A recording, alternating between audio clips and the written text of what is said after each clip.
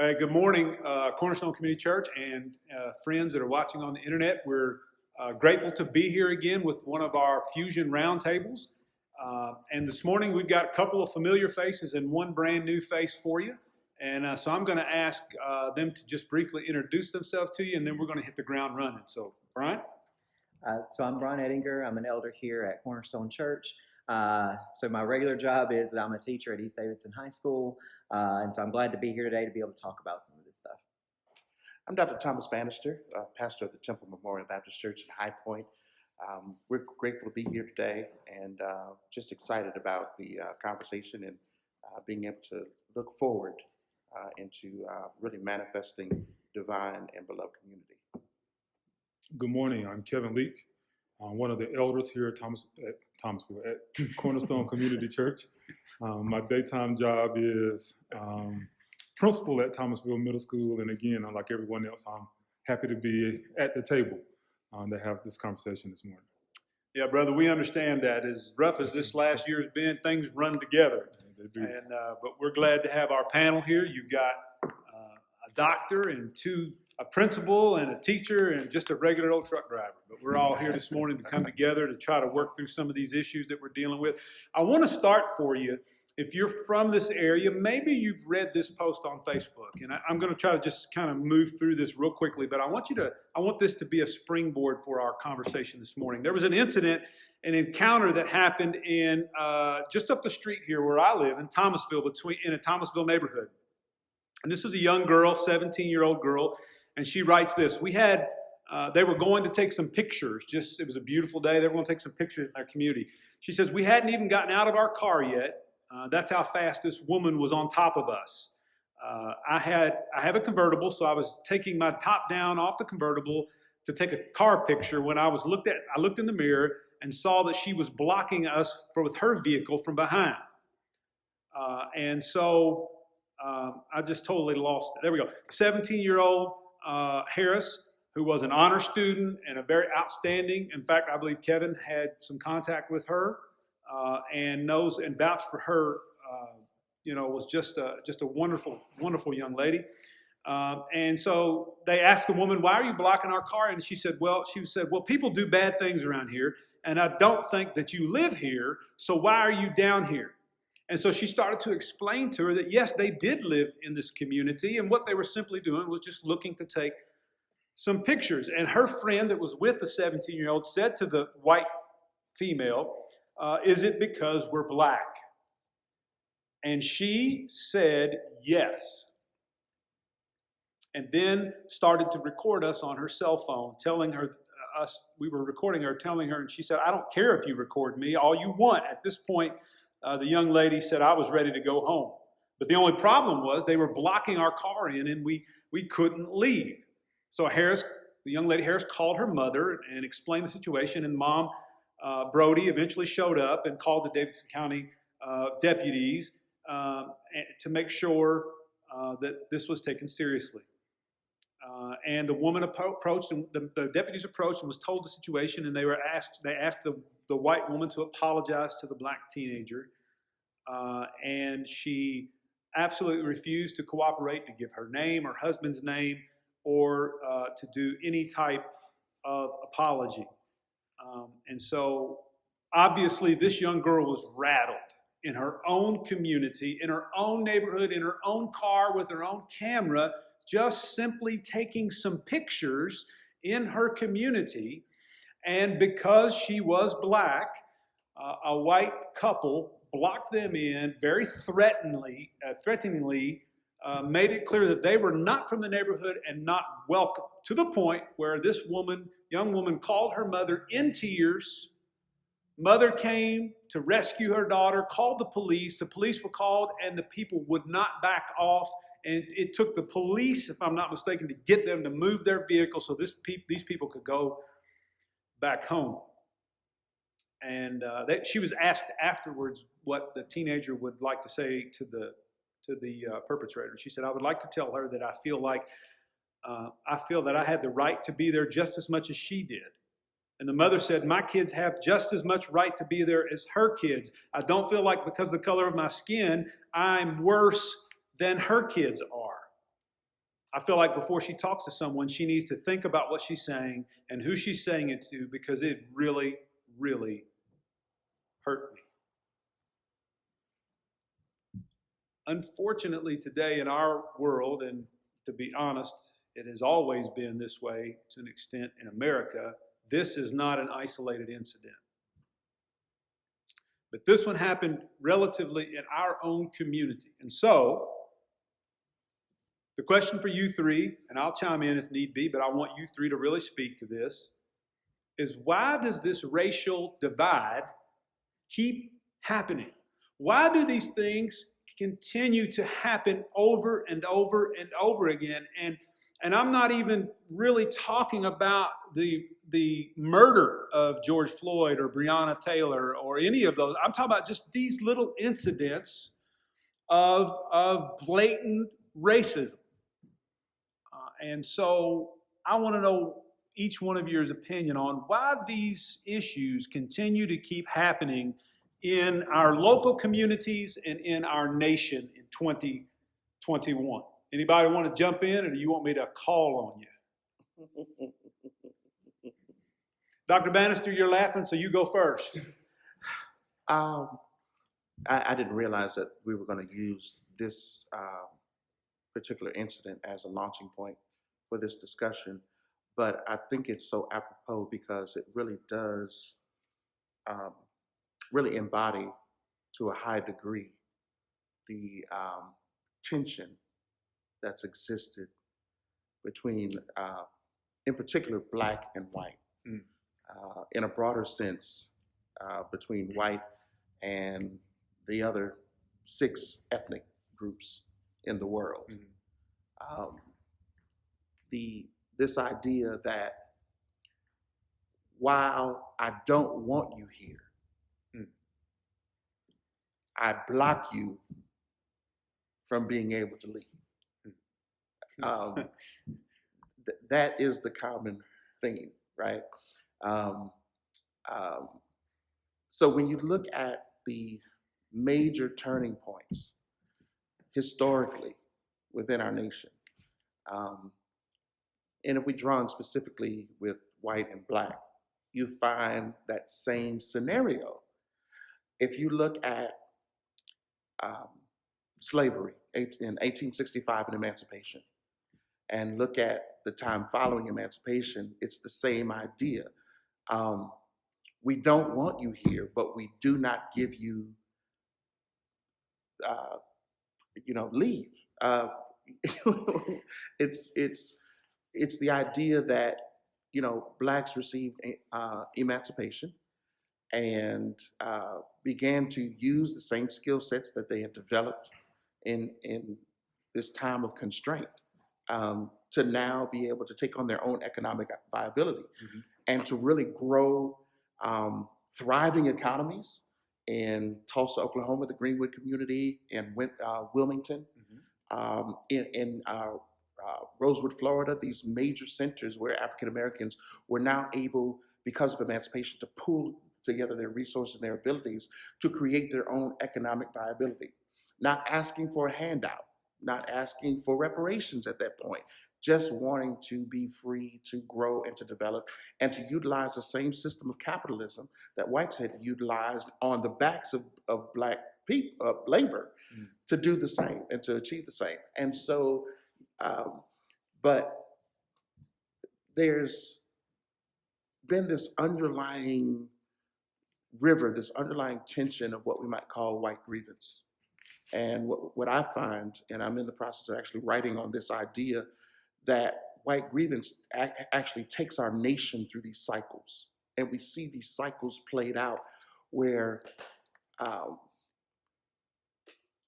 you find these, black folks who are moving toward trying to consolidate a level of power, utilizing the same system. So it's not like they're doing anything, like aliens came down and gave black people something that whites didn't have. They were utilizing the same system.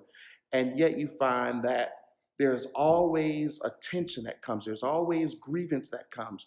And then what's injected into that grievance is always a lie. And I tell you, even when it came to Tulsa and the destruction of a whole black community was based on a lie about a black man being fresh with a white woman. Yeah. And now all of a sudden you have the destruction of a whole community in 1921. Destruction of a whole community based on a lie, but the lie was only the catalyst. Mhm. It wasn't. It was based on white grievance of seeing black people consolidate power and use the same economic system and to do it with excellence. So that's been this underlying issue.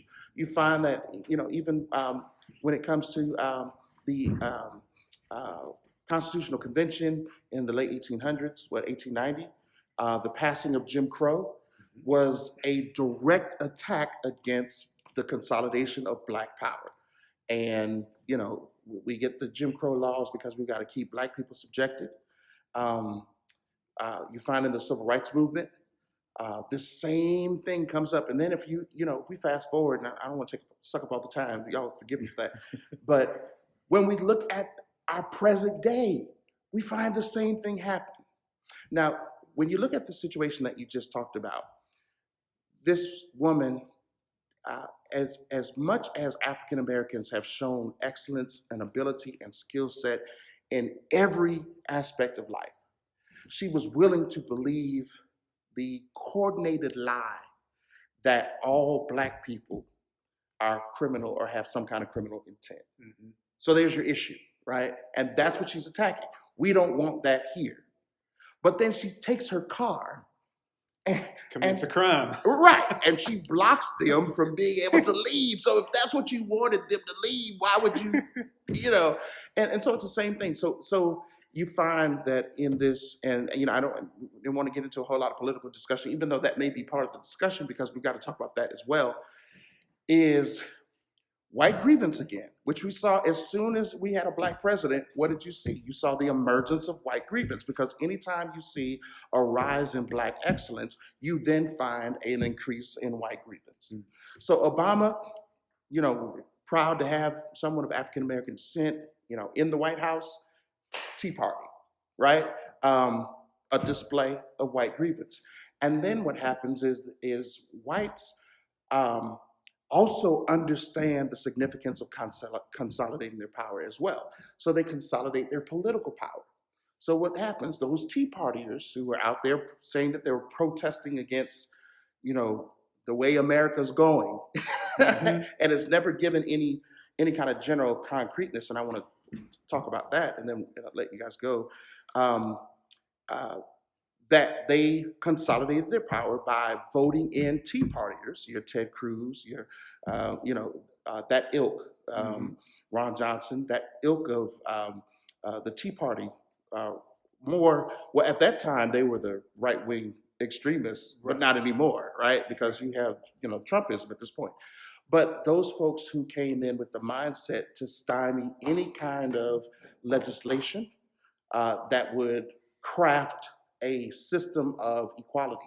And that has been the problem, is that when whites consolidate their power, it's never for the sharing of equal power. It's always to consolidate their power for their benefit and for the demise and destruction of other folks racially. I mean, so when you talk about redlining, mm-hmm.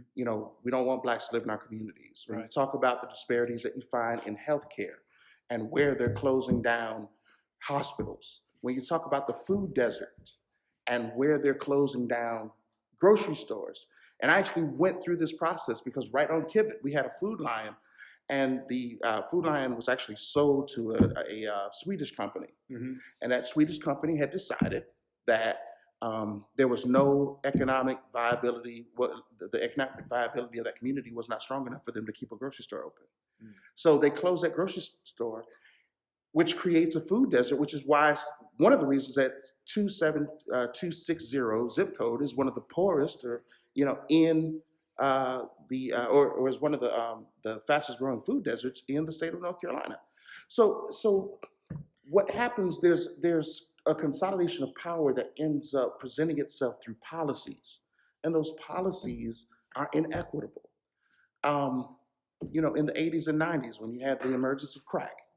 So people who get caught smoking cocaine, you get a tap, a tap on the wrist, and but if you get caught with crack, which is the same thing, Different form, same. right? Then you're going up for 5-10 years. Yeah. It's those kind of inequalities that are crafted within policy that have to be addressed if we're going to do anything to deal with racial animus. But one of the things you see, and I want to go back to the white grievance piece, is that you see this emergence of white grievance. You see it with the onset of the Trump campaign, this whole idea of make America great again. And so the question that resonates within Black communities, well, communities of color in general, is when was America great? Yeah, right. When, and that really kind of bodes back to what your idea of American exceptionalism is. Mm-hmm. For if you are of the mindset that America is a white nation who happens to be gracious enough and kind enough to allow people of other ethnicities to live here until they decide otherwise. If that is your mindset, then you will always have issues with seeing people of other ethnic groups prosper, especially when you look at your situation and you're not prospering. But if you have the mindset that America is this diverse melting pot that is enriched by diversity, then you have a mindset that what America has been has never lived up to its true credo, right, that all men really are created equal, and for us to be an open demonstration of that. And so that's why you find, like even when you look at the dichotomy between Trump's administration and this new, the Biden administration, and you see the kind of diversity that is now blossoming. There are people who are upset about it because it does not reflect what they think America ought to be.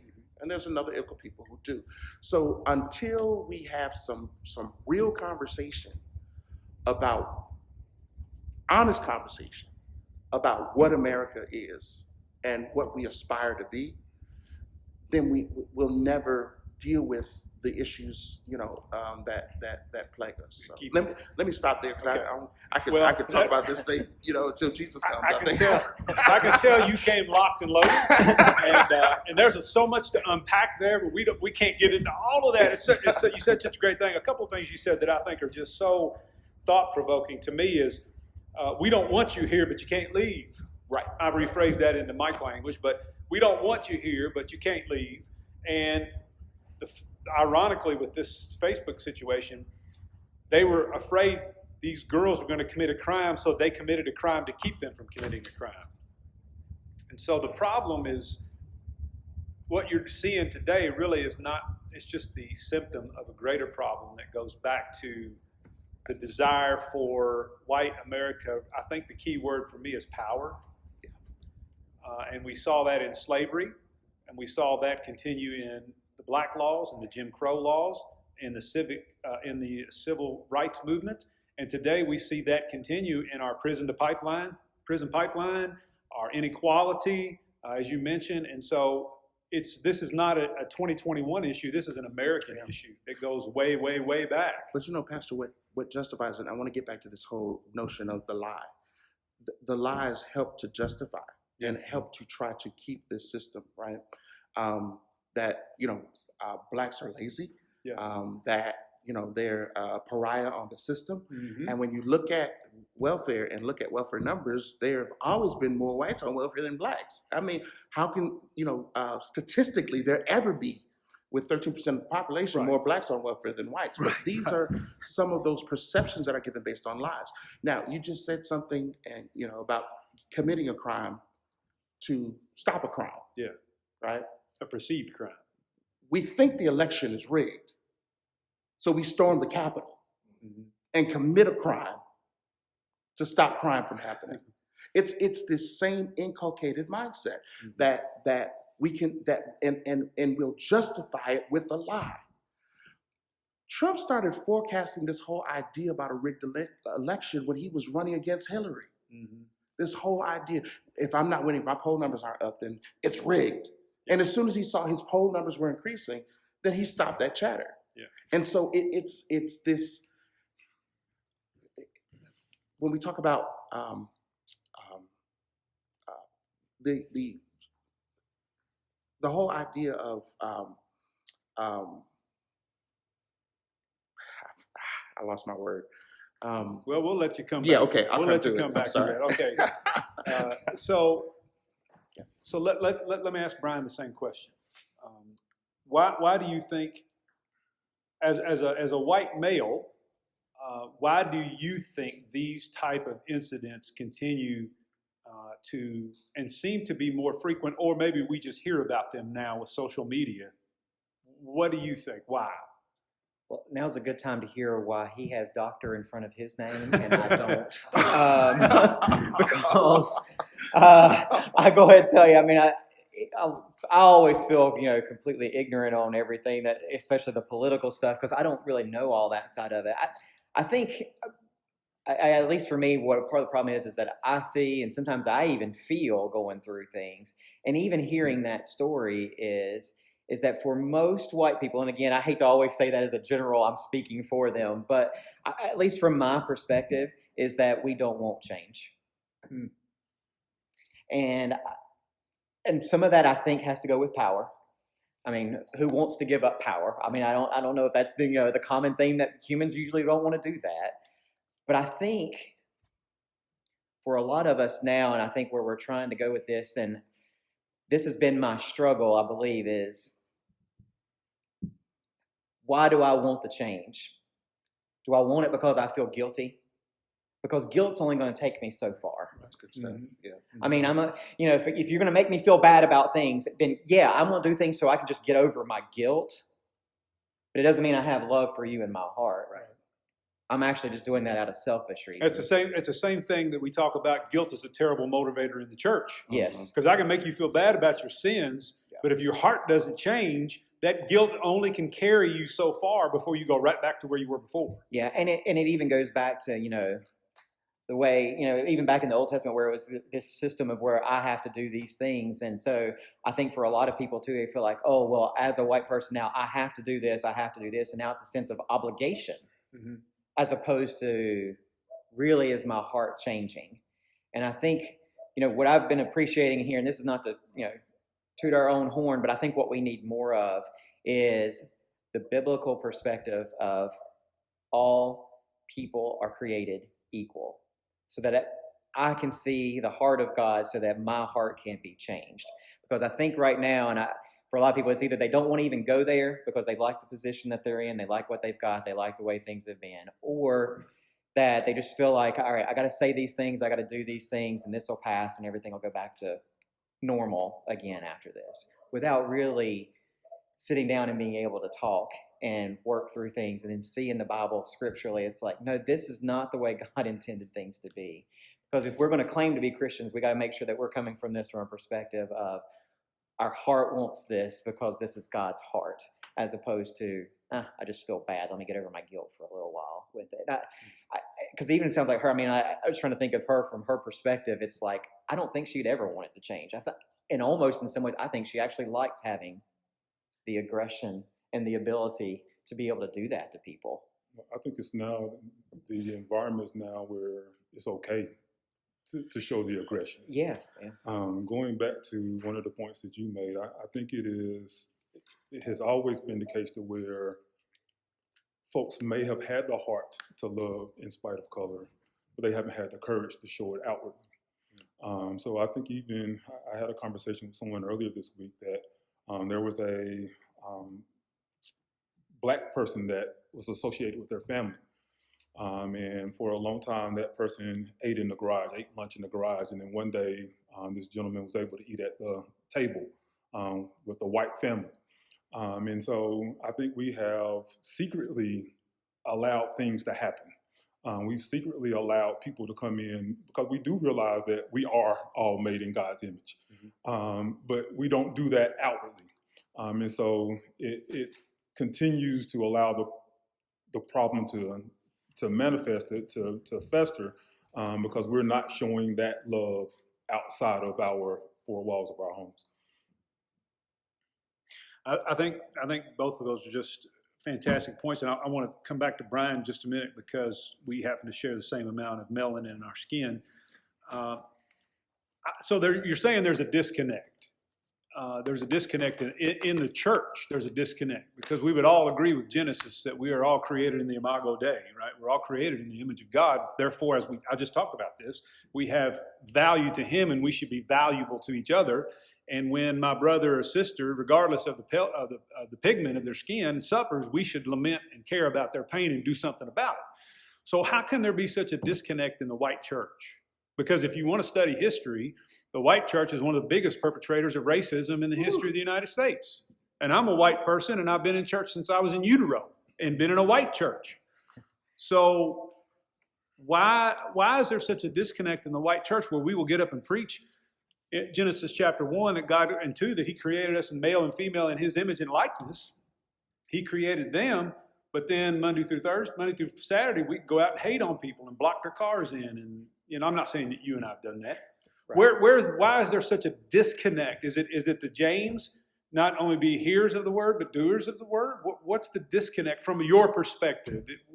How can we justify the fact that so many Christians owned slaves, so many Christians fought against civil rights, so many Christians today, white Christians, will look at this, and since we've done these, I've had several people contact me and say, you're just stirring up problems. You're just, Pastor, I've known you all your life, you're becoming liberal. So where's the disconnect from the scriptures to what we're trying to accomplish?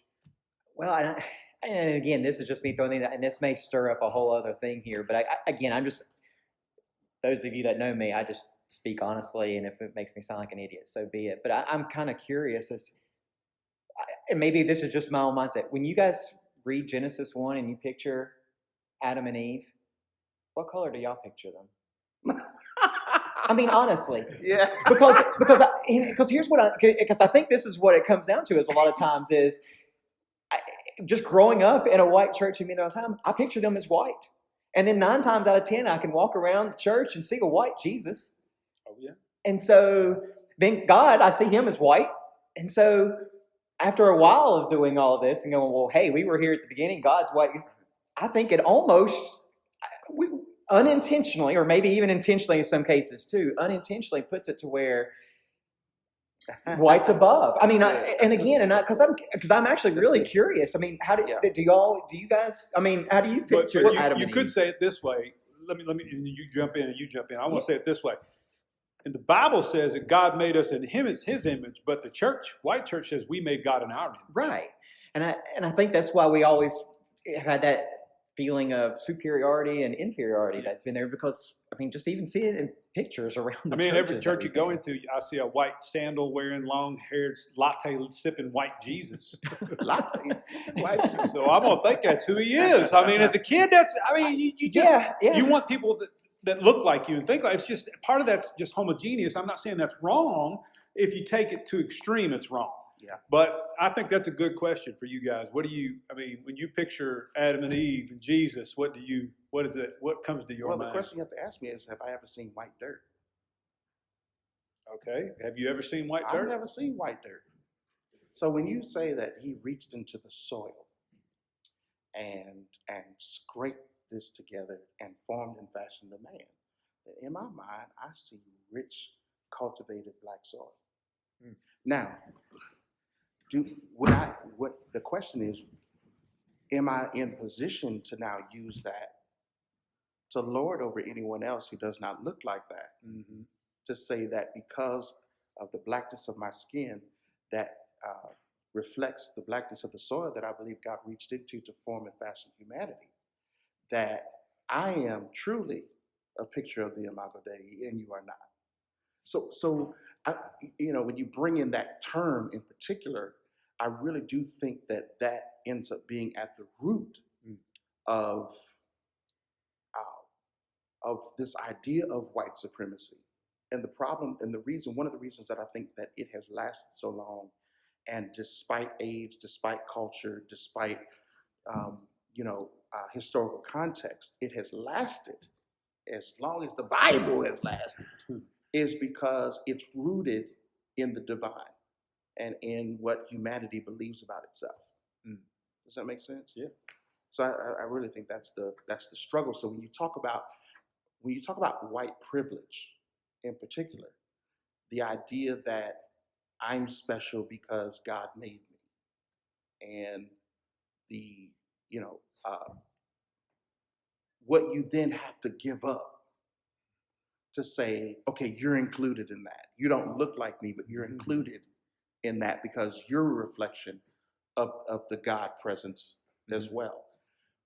What you have to give up. And one of the things that I think, and one of the notions that James Baldwin talks about, an exceptional Black ethicist and essayist, who wrote a lot during the 50s and 60s, but he talks about the white lie. He also talks about understanding for white people, if they're ever going to be able to process forward and really understand who they are in context with the rest of humanity, is to understand, number one, that white people are the only people that call themselves by a color and not by a geographical area. White Americans, to say I'm white. Like, Black people didn't call themselves Black until we started, dealing with white folk. So white people started calling you Black. Right. Yeah. It's like, we were just people. Now all of a sudden we're Black people because y'all are white people. So I think if we can get past that and start making some shifts there, I think that's a start. But he talks about the power of what he says is that he has learned to understand the difference between a white person versus a person who happens to be white. Did y'all get that? Yeah, I got you. A white person versus a person who happens to be white. And when you ask him what the difference is, it's that the person who happens to be white understands that I don't use my privilege as a badge of honor. As a matter of fact, when I get into spaces, that I'm willing to confront it, and I want to be sure that everybody enjoys privilege in the spaces that I exist in. And so if we can get there, which that's the problem that you have in our churches in particular. We have it in our Black churches as well, but we have it in our white churches in particular, is that you're sitting on the pews with people who may think different. You may have a more liberal conception of the Imago Dei. You may want everybody to be inclusive, but are you willing to challenge those who don't feel that way? So white folks have to have a conversation with white folks, as Black folk have to have a conversation with Black folk, because I think, there are a lot of folk that I'm not pleased with within our communities who stretch and push, and they add relevance to some of the lies and stereotypes. And I think we need to challenge that in our communities, just like, even when it comes to, certain, violence and the killing, instances and things of that nature. Breonna Taylor is inexcusable. George Floyd was despicable. I think it was, and we need to be clear about that. But I also, with our folks, use this illustration that if I've got a dog and you're following me into my house and I kick that dog in the gut every day, then after a while, guess what? When I walk in and kick the dog, you're going to think you can kick the dog too. So what right do I have to turn around and say, don't be kicking my dog? Only I can kick my dog, right? So if Blacks don't have a sense of reverence and respect for other Blacks, and to see the Imago Dei in one another, then what right do I have to check you, or to check white folks or whatnot, or to check police officers when they use, brutal force and violence against African Americans? So there's a lot that has to be done in both camps. But I think when you talk about, the power structure, I think that in particular whites have to be willing to engage them on their reasoning and their rationale for why they feel that whites ought to be in power and things that ought not change.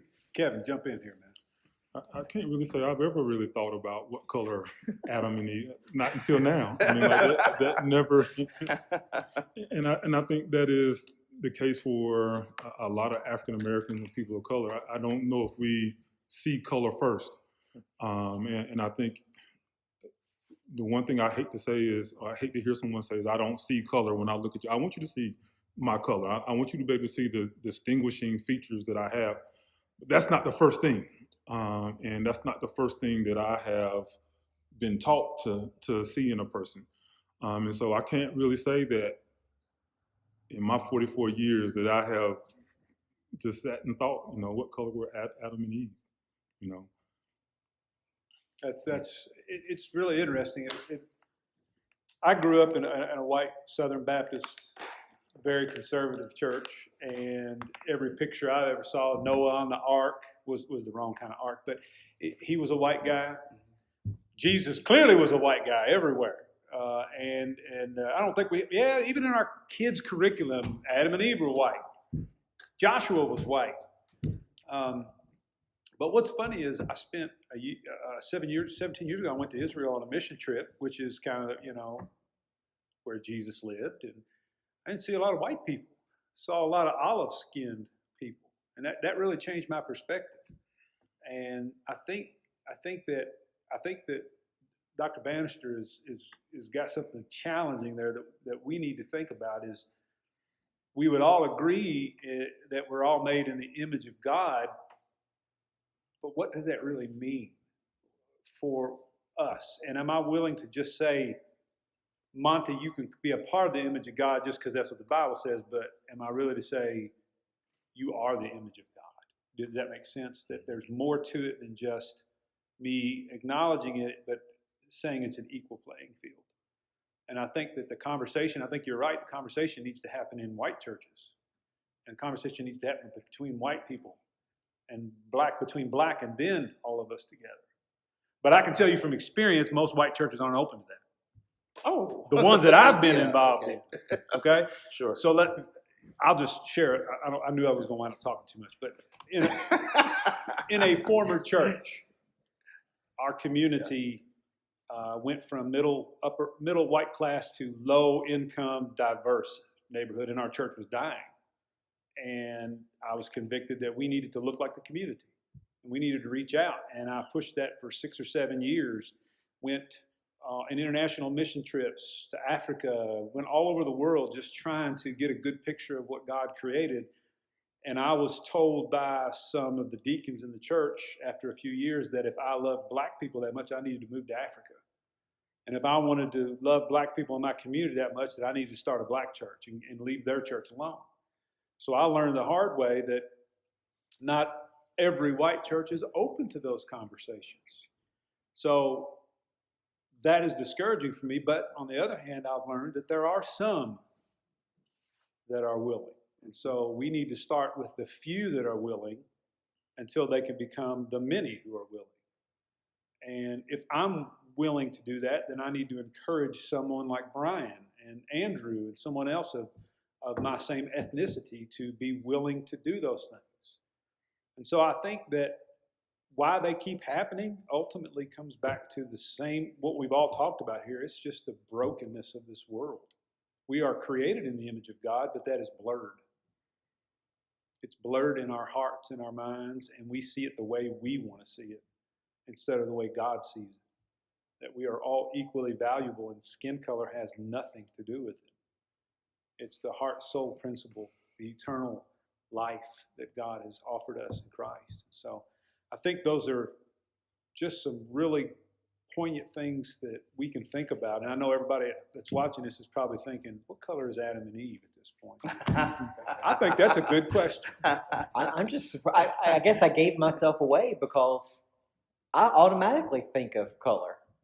And again, it's part of being, I guess, raised that way. And it almost strikes me as like, so you don't even think about it? Like that's not even your first thought. It's and not yet, my first that's thought. my I won't say default. I don't think about it. It's not my first thought. Right. And I'm not Yeah. saying I want it to be Yeah. my default. It's Right. just, it's what I've been growing up into. I'm sorry. But I think the aha moment is we're having this conversation. And so many times the conversation, we don't have the safe environment to have that conversation. And so we go around assuming things all the time. I assume that you think this way because of what you look like, or you go to church XYZ, or you vote a certain way. We don't ever have the conversation to understand why or understand what. And I think that's very important. Okay, so let's as time's getting away from this, let's kind of move away from the first question. Why is racial division persistent in America. I think we've got some decent historical and some decent contemporary examples of that answer to that question. And we've kind of hit on this, but I want to focus the rest of our time on this. How do we, as pastors and elders, how do we begin to bring about the process of healing? How do we begin to make things better for us and our ancestors? How do we, so the why, now we want to answer the how. What would you guys say is one way that you think we can begin to bring about some healing besides what we're trying to accomplish here at the Fusion Roundtable? I think that's a good step. But what, in your life, maybe even personally, what is something you can do? You challenged us a few months ago, I want to say back in the summer, to spend time with someone not like you. I think that is very important. And just like recently, as we were going through the Book of Lamentations, and really lamenting, that has really changed my outlook on a lot of things. Because when I first read this Facebook quote, my immediate thought was, if my child called me, it's going to be some furniture moving when I show up. Like, my life is going to change. And I can't say I don't feel that way now, knowing this child, knowing this student, this senior in high school who was an honor roll student when she was with me. Never spent a day in trouble, never had any issues out of her. Comes from a two-parent home, which is, the assumption is a lot of our African-American kids don't come from a two-parent home. Like, she checks all the boxes off that she's a good kid. I mean, she just really is a good kid. So for her to have to endure this, Christ wasn't in my response initially. The love of Christ was not in my response. But I do think we have to understand that there are some good in the worst of us and there's some bad in the best of us. And if we go under the assumption that because of my status, because of my ethnicity, because of my whatever, that I am better, then we're going to always be in this situation.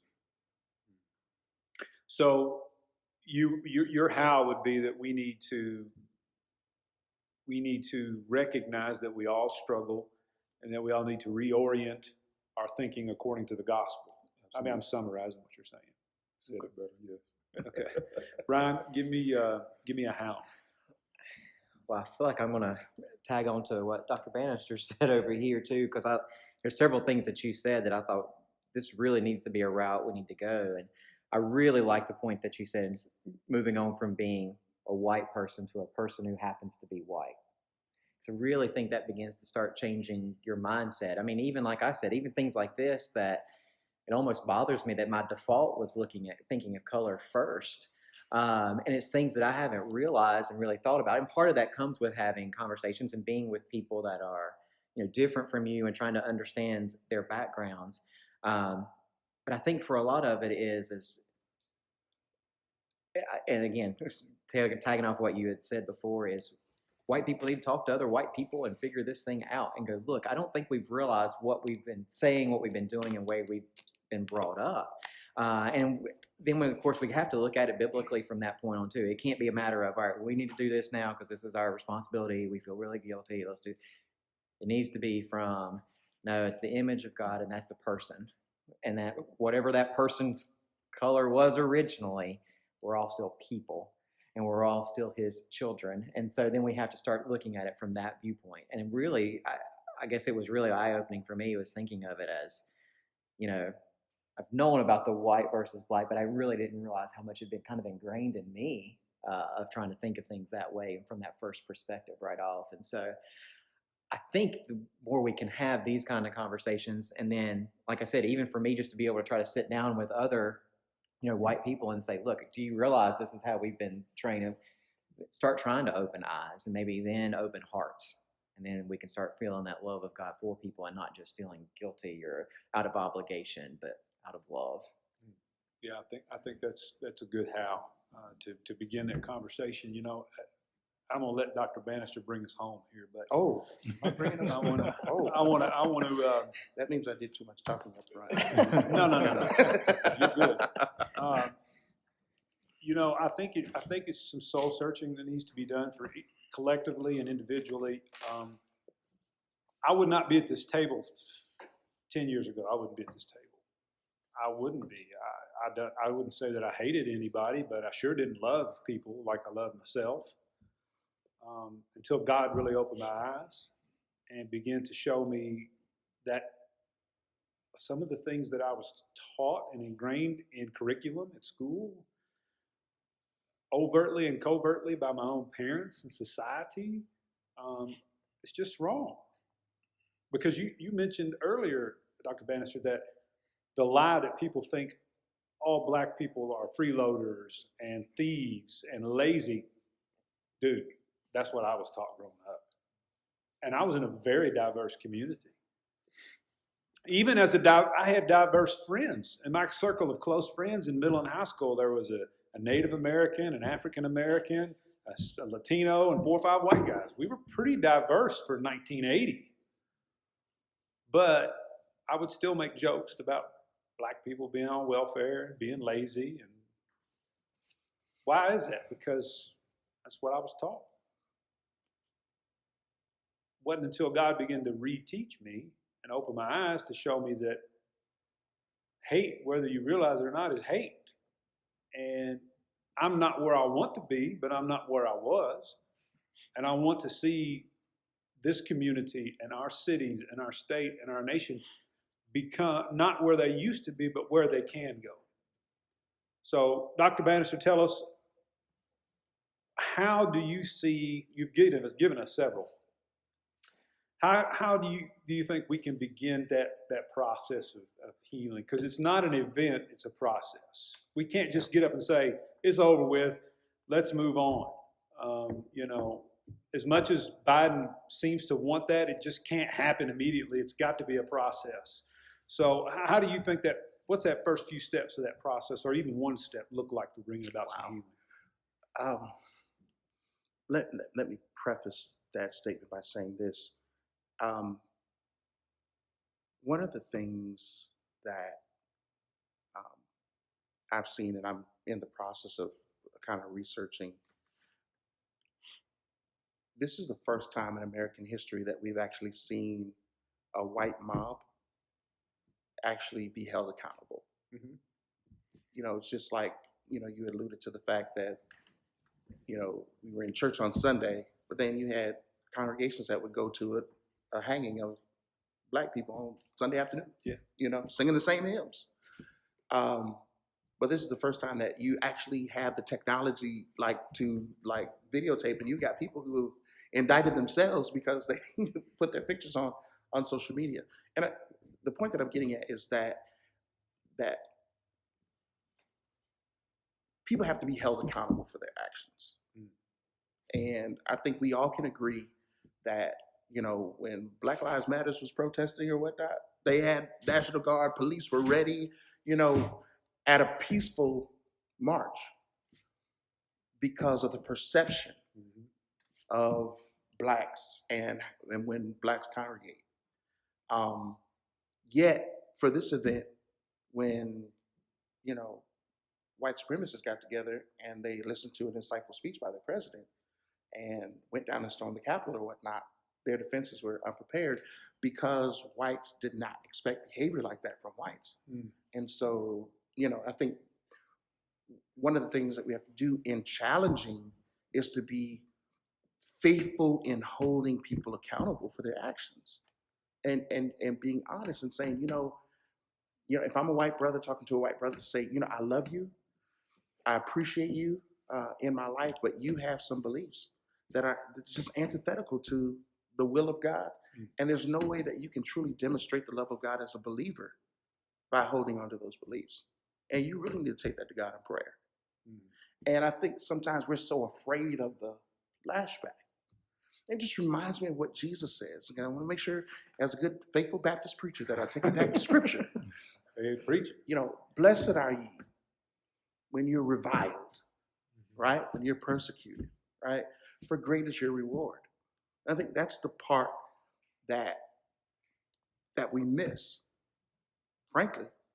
When it comes to the fact that what I say may in fact be met with some persecution, but I'm going to be faithful in sharing this gospel. So I think that's one of the things. The other thing, and Kevin said something that I think,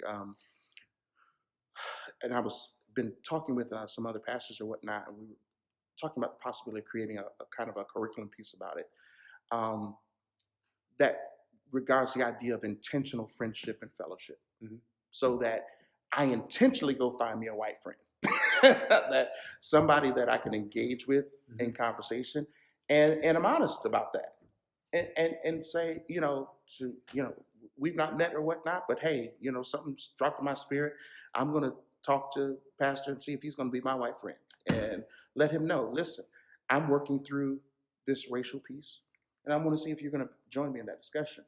One of the first things that we do is we got to learn how to share a meal, so that we can sit down over a meal, the most intimate environment that you can share with someone, so that we can break bread and actually see each other face to face. Because I think it's got to start there. It's got to be dialogue, but it's got to be intimate fellowship. And then we've got to learn how to take it from there. When you ask yourself the question, how many African Americans have I hosted in my home that weren't there to provide a service for me? That's a critical question. And that's a question that you can ask African American people too, or people of other ethnic groups, to invite somebody specifically for the idea of holy hospitality, to work through some of those pieces, right? The other thing is that, and this is probably the most the most difficult part of that kind of conversation, is to essentially talk through developing a contract for racial reconciliation, so that we can put the do's and don'ts out on the table and say, this is what relationally we're going to look like. This is what I'm willing to concede. This is what I'm not. I think those conversations have to be real open, and we have to be honest, because what a lot of you've got what I see, you've got two sets of white folks who, you have the one set of white folks that just hate everything that's non-white. But then you have another set of white folk that are fearful that if we begin this conversation, this reconciliation, then we'll end up losing ourselves. Because then, relationships or whatnot, then, you start race mixing and whatnot, and then eventually we lose ourselves. So you've got these two pieces. It's all driven by fear and mistrust. So we've got to learn how to attack that, and we've got to, basically write this stuff down on paper. The last thing I'll say, Pastor, is the only way you can destroy a lie is with truth. And if you really get down to the root of it, this whole idea of imago Dei is in truth. And I say that because the first time Barack Obama stood in the Capitol and gave his speech, this white fella, white senator who stood up, and his first words out of his mouth were, "You liar."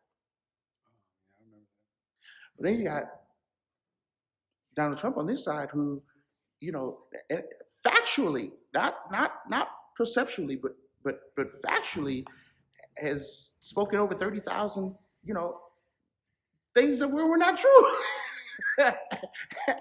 and then of course, it ended with what they're labeling the big lie. And there are people who are willing to destroy other people, willing to kill, willing to threaten hanging folks and whatnot over the lie. So this idea of value is connected to veracity. It's connected to truth and whether I believe you. And I think that is ultimately what people want to know. If you want, and I think the critical question we have to ask everybody, like, I wish I could go back to this scene and ask the lady who parked her car in front of these kids who she didn't want in her community in the first place, I would want to ask her the question, what do you want? And I think that's the critical question, because, you know, we're talking about getting together at the reconciliation table, but I think, in my opinion, Black people have already been sitting there a long time. We've just been waiting for whites to come to the conclusion, okay, you know what, it's time to sit down at the table and work this thing out and draw it to some kind of sense of completion where we walk away from the table, you know, understanding where we stand and whether we're going to move forward, you know, and how we're going to do that together. Excellent. Well, just want to thank each one of you for your insights and your honesty. And I've said at the beginning, we had to be honest to have progress, and I think we've done that. And so I'm kind of weird about this. I think that when you finish any type of a meeting or a conference or a get together, you got to have some action points. So I got 2 action points for us. We're going to try to model this in this room, and then we're going to try to, you know, cast that onto Facebook and ask you to do the same thing. If you are of at least the mindset that this is a conversation and issues that need to be addressed, which you should be, I hope, at least in some way, I want to tell you a quote that I heard from one of my very favorite pastors, Pastor Derwin Gray of Transformation Church in Charlotte, one of the largest multi-ethnic churches in the world.